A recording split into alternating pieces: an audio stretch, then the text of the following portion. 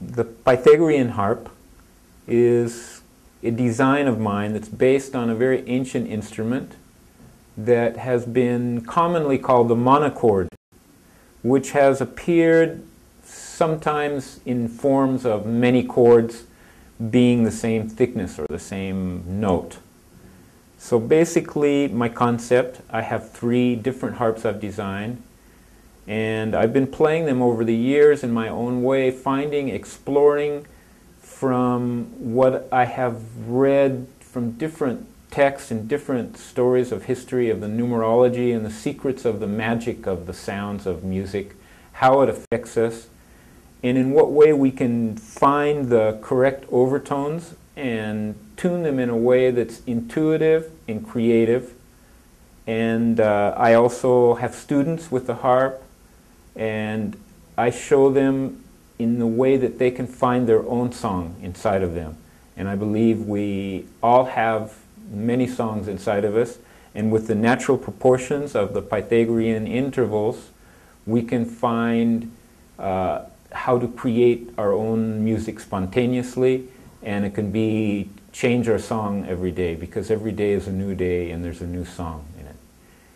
So that's basically what my idea. The mysticism of Pythagoras is also very intriguing to me.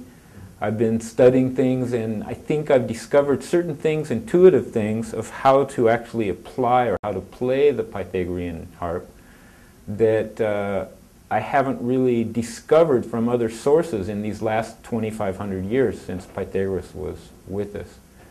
And the philosophy of Pythagoras is very interesting, and there's been a lot of cover-up with the media and the history that's very interesting, and that kind of aspect of the Pythagorean philosophy and how it relates to music is what is important with the Pythagorean harp, and how we can apply it in an intuitive, simple way, use it in a curative way, to relax, in a meditative way.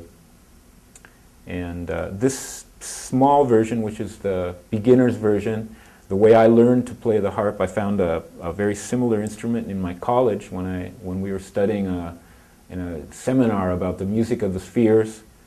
And you never really played the harp. They had a different way of measuring notes, and they used it for very historic purposes. But I just started playing it and playing around with the Pythagorean intervals and come up with many different ways of tuning it and playing it.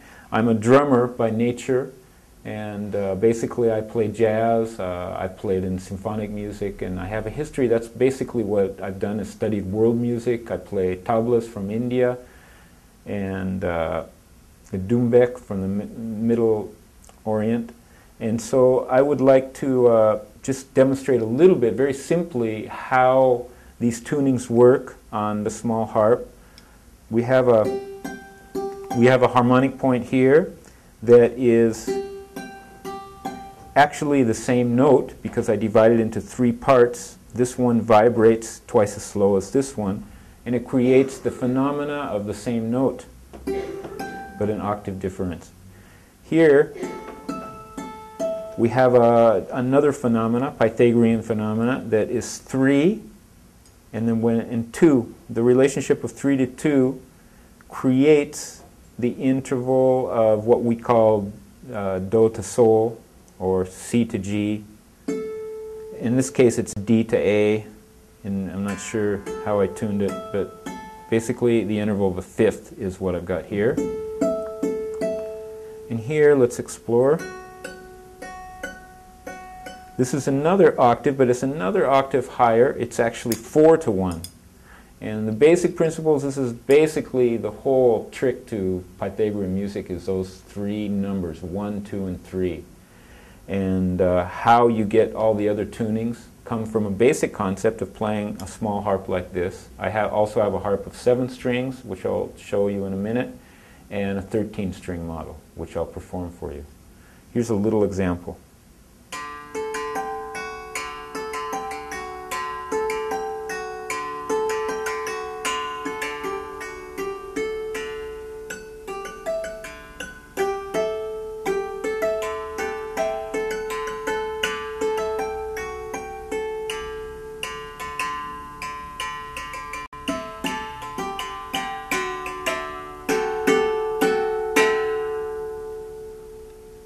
So the idea, once you tune the harp, whether it's the 4-string model, 7-string model, or 13-string model, is that you can play any note that you want or any pattern that you want, and it should come out musical, because the nature of the proportions of these harmonics are so natural. They can be set in almost any different combination, and so it's like throwing the dice. There's really a certain mathematical way that we can unlock the intuitive part of each of us and learn music that way. And that's the idea, to give a different approach that's quite a bit more subjective than objective, and that each person can explore their own music through these natural laws of music.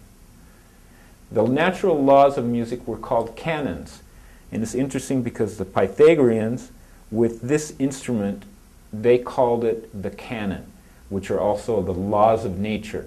And according to what I've discovered, the little I've been able to discover in the history of Pythagoras, that the laws of music are the basis of the laws of mathematics and the laws of physical science, the laws of all the arts, which is dancing, painting, the biology of healing. They're all based on the musical concepts of creating harmony. And this is the part of Pythagoras they don't really teach in the schools, but it's an actual fact that's been reported by the historians, but they're very ashamed of the fact that Pythagoras never wrote anything about his treatises of music. So basically I'm on the path of rediscovering these ideas based on very simple musical ratios that are considered to be Pythagorean.